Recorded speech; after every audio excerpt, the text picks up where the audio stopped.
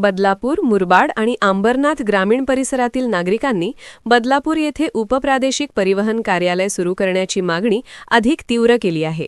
या विस्तृत पट्ट्यातील लोकसंख्या 20 लाखांच्या पुढे गेली असून औद्योगिकीकरण आणि शहरीकरणामुळे वाहनांची संख्या मोठ्या प्रमाणात वाढली आहे. मात्र या वाढीच्या तुलनेत परिवहन सेवा अपुऱ्या पडत असल्याने नागरिकांना वाहन नोंदणी, परवाना, कर भरणा यांसारख्या कामांसाठी दूरच्या आरटीओ कार्यालयांवर अवलंबून राहावे लागत आहे.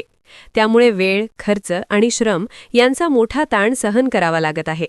सार्वजनिक वाहतुकीची मर्यादित साधने आणि लांब अंतर यामुळे ही प्रक्रिया अधिकच किचकट ठरत असून विशेषतः कामगार, विद्यार्थी, व्यावसायिक आणि शेतकरी वर्गाला याचा मोठा फटका बसत आहे.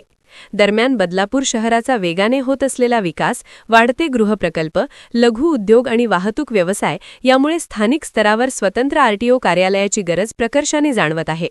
मुरबाडमध्ये कृषी आणि मालवाहतूक क्षेत्र विस्तारत असताना अंबरनाथ ग्रामीण भागातही वाहन संख्या सातत्याने वाढत आहे.